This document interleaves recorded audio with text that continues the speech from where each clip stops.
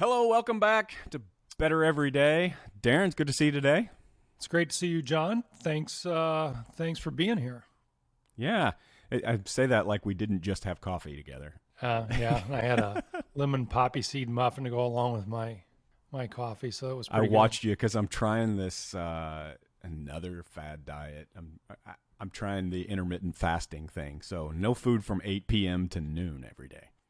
good. I do that pretty much every day anyway. So I can, I walk those 6.5 to 7 miles every morning. I'm not really hungry much until mid to late afternoon. I'm not recommending this diet to anybody. I'm just saying that's what my body does. So then, I snack a little bit, like something to go along with wine, and whatever, then whatever dinner. you can make work with wine. But yeah, that kind of works for me too. I mean, that I guess it's sort of fasting. That kind of works for me too. I'm excited today about our topic because this is right in my wheelhouse. As I was thinking and preparing for today's conversation, I was thinking about makes me feel a lot like I felt in 2016 about my favorite baseball team. I was a Cubs fan growing up. Nobody else in my life were a Cubs fan. My dad was a Yankees fan. My whole family on the other side, Reds fans. But WGN was one of the only channels we could get here because we had rabbit Channel ears, 9? no cable, and we had 3 channels, and one of them was WGN. And I watched all the Cubs games growing up, became a fan. In 2016, obviously, we won the World Series. And in between the World Series and the season in 2017, everybody I knew and people I didn't know bought Cubs hats and Cubs shirts and Cubs crap. And I decided by the time the season started in 2017, I wasn't wearing anything Cubs, and I was tired of talking about it because the bandwagon feel is annoying to me. And I feel the same way about the topic we're going to talk about today. It's around company culture. And I've been talking about this, Darren, for as long as we've known each other. This has been a passion of mine. But all of a sudden, the Cubs have won the World Series, and it's bandwagon topic. And everybody, there are buzzwords and books, and everybody wants to talk about company culture. So I want to set the record straight today. I want to talk about what we believe culture actually is and how it applies to our life and our work. We're going to try to simplify it as much as possible. But John, before we kick off, one of the reasons I think that we're talking about this today is because, at RootWorks we're fielding, and you filled a lot of these calls from firms where, it's a bit of a firm crisis, which is oftentimes losing good staff people. It is. We know it's all over all industries right now. You go to a restaurant and they say it'll be an hour to seat you, and you look out and only half the restaurant's full, and you realize they don't have enough staff. And it happens in every profession, every industry right now is being touched by this. And it is a symptom of something much deeper inside of organizations. And I think the thing that we do this with everything, when we see symptoms like this that are affecting our lives and our businesses, we start throwing Band-Aids at things. And so, we get these snack boxes that pop up. I don't know if you've seen these, where we think, oh, we gotta save our employees and our culture, so we'll spend a little bit of money and we'll let them fill their own snack boxes and have it sent to their house, or we'll buy booze every other Friday, or whatever it is. And these things become just poor Band-Aids for what is a much deeper wound. Yeah, it's interesting. I think if I just think back, the last 15, 20 years, this whole culture conversation, it feels to me like a lot of it started, at least for me, as you looked at some of the tech companies out, in the Silicon Valley. And, first thing you started seeing was, ping pong tables that showed up. And then you start seeing, people hanging out at the bar and the lobby. And, it was all these perks. Beer on tap out there. Yeah. In the office. Yep. And not arguing with any of those things. Those are all, enjoyable things for people to do together. But a lot of these same companies were working their employees to death and then providing perks. But I think at some level, we sort of thought, oh, wow, that's what a healthy culture looks like. Yeah, I think we've gotten an impression about culture that is so surfacey that I'm afraid people are spending time and on things that aren't addressing the actual issue. We started defining culture, you and I, before we even talked to Rootworks about it. We started talking about culture as the collective beliefs and behaviors of your organization or of a group of people. I mean, if you think about your family has a culture, in my family, you eat dinner at a certain time, you celebrate birthdays a certain way, you don't drop the F-bomb in front of your parents. They're rules. There are things that we have where they're collective beliefs and behaviors, and they guide what it means to be a Mitchell, to be a Root. The same thing is true of your firm. And without intent, we all know what a culture becomes. And no amount of perks makes up for poor collective beliefs and behaviors in the firm. Yeah, I mean, I really think, John, we should take a moment with that. The collective beliefs and behaviors. So when we think about a business, what does that mean? I mean, I think you can feel it. You feel it first in the staff, but you can feel it as a customer that this place believes something about me, for better or for worse. I don't want to slam anybody, but I went through the drive-thru on Reese's birthday. I said, you can have anything you want for your birthday. He wanted Taco Bell. I haven't had Taco Bell in 5 years. Ouch. It was rough. Loving father. Why would you want to do that to yourself for your birthday? But that's what he wanted. So I went through the drive-thru, and by the time I got through, I realized there are collective beliefs and behaviors about who I am as a customer. Who I am as a customer is just another car through the drive-thru. And nobody said that. Nobody at Taco Bell said you should treat people as though they're nothing but another car through the drive-thru. But that organically became a collective belief, and the behavior was, there are no repercussions to how I treat you, to what I call you, to how I talk, to whether I greet you. None of that matters because we have this collective belief and behavior that has drifted into a really awful feeling as a customer. I think it starts with a feeling, Darren, and I hate to say that because it feels so arbitrary, it feels so ethereal, but it's very much like your family. There is a feeling inside of your home, and you can direct that feeling by the rules that you set, by the ways you celebrate things, by the ways you speak to one another. All of those things are very intentional by the most adult people in the place. The people that are in charge are going to begin the collective beliefs and behaviors. I think, John, if I break this down to an accounting firm, there's a set of collective beliefs and behaviors around lots of different aspects of an accounting firm. There's a set around the kind of clients that we want to serve, right? So are we here to serve the masses and operate on volume? Are we here to be a boutique firm that wants to serve a select number and type of client? What kind of services? So there's a set of collective beliefs and behaviors around the kind of clients that we want to serve. And those set of collective beliefs and behaviors, maybe we don't really have any. Yeah. Beliefs and behaviors. Which drifts you into something. Yeah. Right. We see that a lot. And that does become a part of that firm's culture, because a part of their culture is they don't care. They're not going to think about that.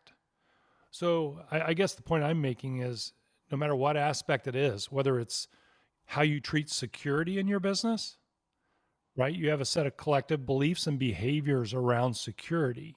Sometimes you've not thought about it at all. So those are it goes way down on your priority list, and everybody on the team knows nobody cares.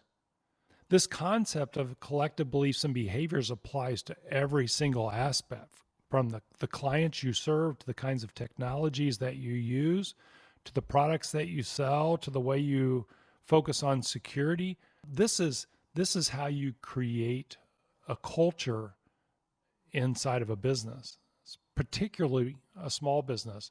And this doesn't happen, well, it does happen by chance, but it's typically not healthy if it happened by chance. Is that fair? Yeah, it's fair. What we've learned, and if you think about the sample size of all of the small businesses we've worked with, there's a lot here. And the common denominator is if you don't think about the collective beliefs and behaviors in your company, it very rarely drifts into something that is healthy. Very much like if I don't wake up thinking I got to work out and eat right today, I'm probably not going to accidentally end up at the gym and eating a salad. It's going to go the other way.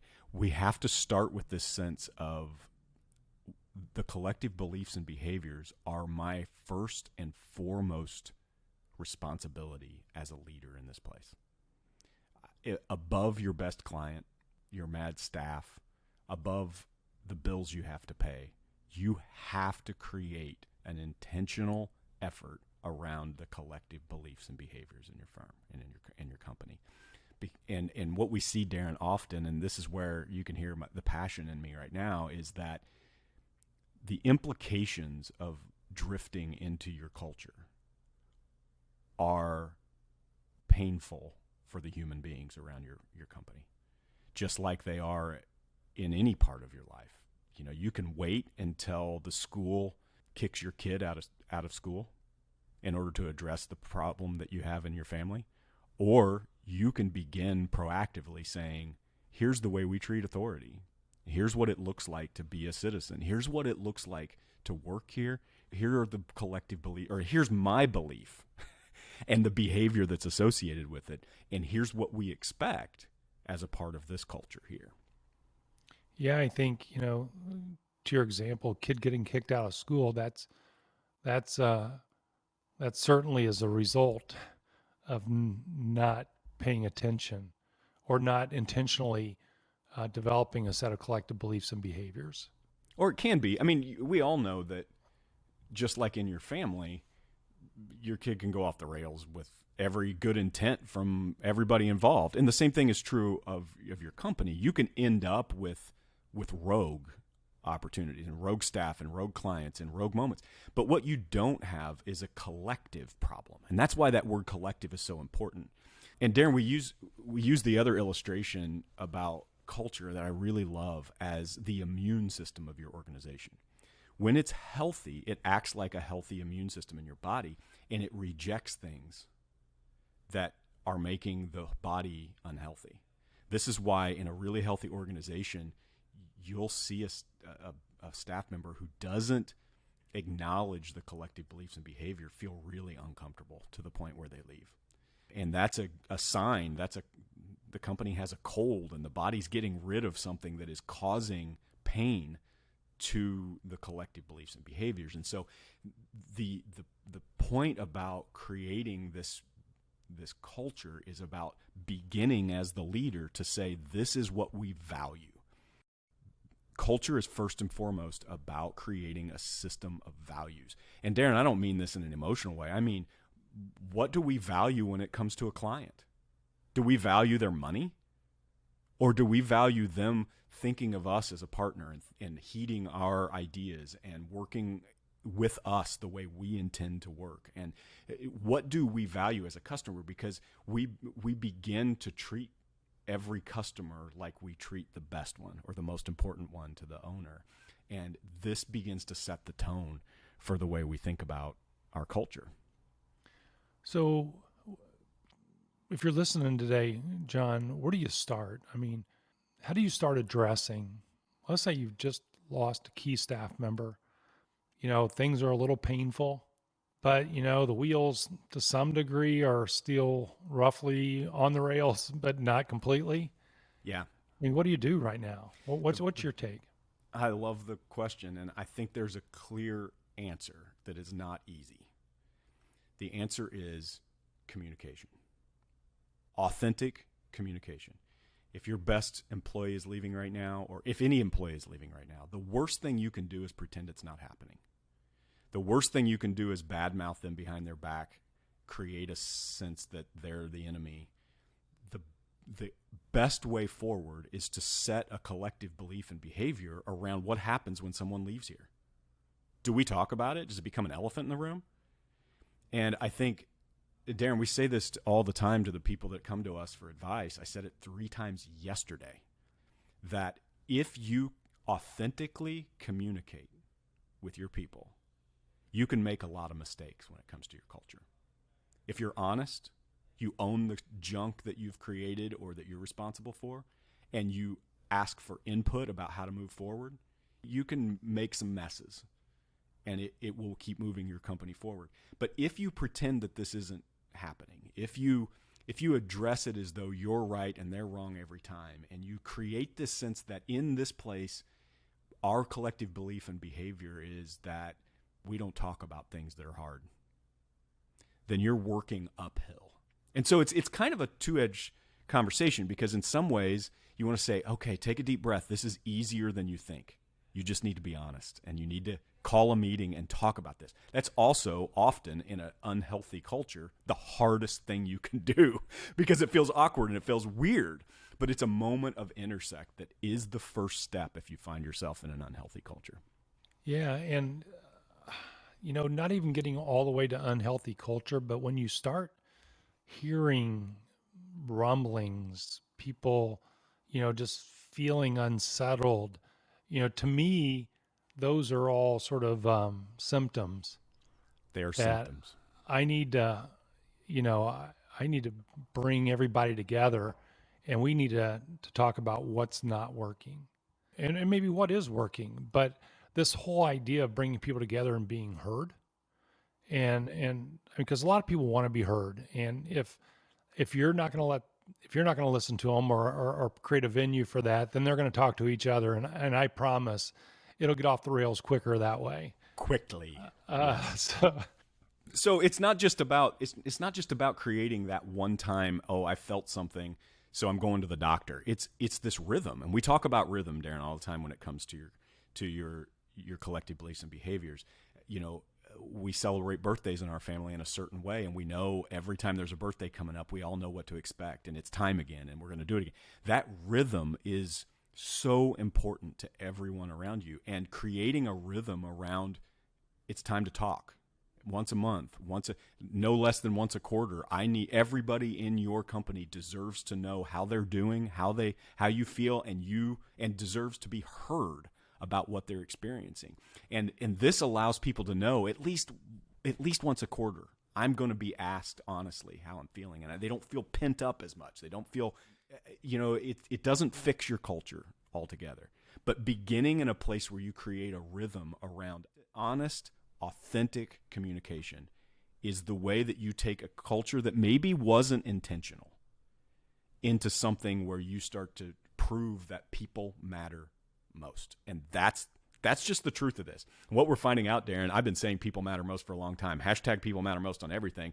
And people say, oh, John's emotional. John used to be a pastor. Obviously, people matter most to John. But what we're learning is if they don't matter most to you and your company right now, you're going to find out that they do when they leave.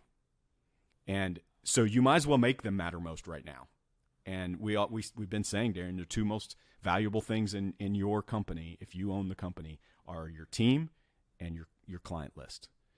And that has to become your top priority around your collective beliefs and behaviors. I don't want to go too far down this rabbit hole this time because it's going to take us longer to talk about this one, John. But I believe that your culture, your collective beliefs and behaviors overlay or intersect or overlap, whatever it is, with your business model.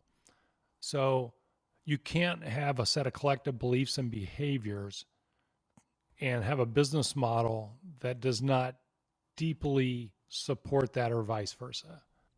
Man, Darren, I feel so adamant about this. I don't know how to say it any stronger. And I agree. I don't think we want to dig in on this podcast, but on the next podcast, I would really like to dig into categorically what we mean by that. And the way I would say it is not just that your culture overlays your business model.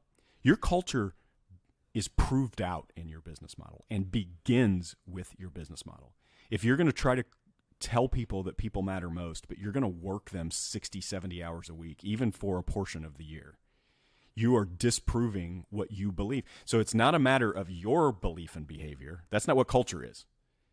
Culture is the collective beliefs and behavior. It's the things that are proven out. And the problem with your business model is that if I say one thing in a meeting with you and then expect something with you because of the way I've set up my products or the way I've set up the hours that we create or the people that we serve, then I am counteracting all of the things that are coming out of my mouth. And that's where I really feel like the rubber meets the road with your culture, and where most of the books that are coming out right now and the podcasts and the thought leadership, this is where they're missing the mark. They want to talk about what to do when you see the symptoms and how to make people feel better about the job. They want to talk about more vacation time and more perks. All of those things are a part of the conversation, but the heart of the conversation is, does this business support the lives that it's serving, or does it use them? And if your business uses the lives in order to get to something greater at the cost of the humans that are involved, I don't care what you do with your culture, you're working uphill. So it seems to me like as we think through this, having a discussion about your collective beliefs and behaviors comes before your discussion about business model. Now, the question is, in what areas do we want to talk about collective beliefs and behaviors? That's where a business model, is important to inform that. So, we have clients, we have technologies, we have security, we have our building, we have our online presence, we have all these things, right? And we need to define what our collective beliefs and behaviors are around all of those things, and then go execute on that in our business model based on what we believe collectively in this company. I love it, Darren. That's why I love the thought that we would iterate our beliefs and behaviors here as a team. We would iterate them, we would agree on them, and we would post them. We'd put them on our shirts if they need to be. We'd put them around the office so that we keep each other accountable at all times. This is who we want to be. And what happens is it goes from something that we want to be to something that we are. And then it becomes organic. And then we have seen this over and over. It proves itself out. We know companies that don't have a hiring problem right now. And it's not because they're paying more or it's because people know this is a great place to work. They've heard. And this happens organically. It happens because you have started with the end in mind, as Covey would say. And the way you do that is to create a business model that supports the lives that are serving the business model instead of the other way around. So another way I think I would say that, John, is the set of collective beliefs and behaviors of an organization become infectious. It becomes infectious is not the right word. Sorry, contagious. Contagious. That's better during a pandemic. Staff, people want to work there. Clients want to come there. It all starts. You get that flywheel turning in the right direction. Yeah. Then it just becomes contagious. It's amazing when you see this, you get these symptoms of an unhealthy culture. And when you see the fruits of a healthy culture, you stop hearing companies say things like, hey, we have a staff meeting and all of my staff, we're having a party. It's just a party and I'm providing all the beer and all the food and my staff keeps asking me if they're getting paid for it. That's a symptom that there are collective beliefs and behaviors around this firm, that every time you're in the building, you should be paid, and that there's a deeper problem here. And the leader often wants to make it about the person. This person just doesn't get it. I think they may get it. What you don't get is that this is the collective beliefs and behaviors around your company. And what we're seeing, and I'm seeing it all over the place too. I don't want to give the impression that there's nothing good going on out there. There's good things going out there where the antithesis of that is that the company's saying, can I have a budget? We want to throw a party. And we're going to go do this, and the owners are welcome if they'd like to come. We'd like to have them involved. And you get this sense of ownership. And the way you get ownership and engagement inside your organization is by creating collective beliefs and behaviors from the beginning, and then acknowledging, did you see what Gina did? Did you see what Greg did? This is who we are. We said this is what we were going to do. We did it. Thank you, Greg, for being who we said we were going to be. And you applaud it and you celebrate it together. And over time, that becomes part of the collective. And I think it's got to start with intent from the leader. I guess the one thing I want to make sure we leave people with is there's not just one set of collective beliefs and behaviors. There's beliefs and behaviors around all different aspects of your business. And you have to think about it that way. What do we believe about security? Because based on what we believe about that, we may not leave sticky notes with our passwords on our monitor, right? That may be not what we don't believe about this, or maybe moving to a secure private cloud environment makes a ton of sense because we believe in securing our clients' data to the nth degree. And then the pain that comes from, so we see a lot of pain, Darren, in a culture around change. Right. We're going to implement a new piece of software. We're going to create a new product, whatever it is. And the employees often, in a poor culture, they will rise up against that change. And because what they value is status quo. It's homeostasis, and you have messed up my status. If we create value around security, for instance, when we say we are going to a secure cloud, everybody in the organization goes, that makes sense. The collective beliefs and behavior around here is we've got to keep doing everything we can to be secure. But that does not happen by accident, because change is hard for us, and we will revolt against it if our culture doesn't lead us otherwise. Good work today, John. Yeah, I mean, you definitely hit obviously a passion point for me, and the reason is because it affects the human life around your company and your clients, the kids that are attached to your employees, all of it. And I like the idea, Darren, of coming back and hitting our next podcast now that we've sort of set the stage for, getting off the bandwagon around culture and getting to the heart of it, to talk about the anatomy of your collective beliefs and behaviors. Let's break that down and talk about what we see from the heart of it. Yeah, this is just such an important topic right now, because we're just seeing so many people struggle with how to move their firm forward or their business forward. And staff people are struggling to see the vision, and they're moving on. It creates more pain. And, so I think it does. I think it starts right here. It's funny, the hope and the answer is the place we always come back to: intent. It's about being intentional. It is. And we'll talk about that next time on our podcast. Thanks for listening today. Hope you heard something today that moves you to be better today than you were yesterday, and we look forward to the next time. Darren, it was fun. Thanks, guys. Thanks for being here.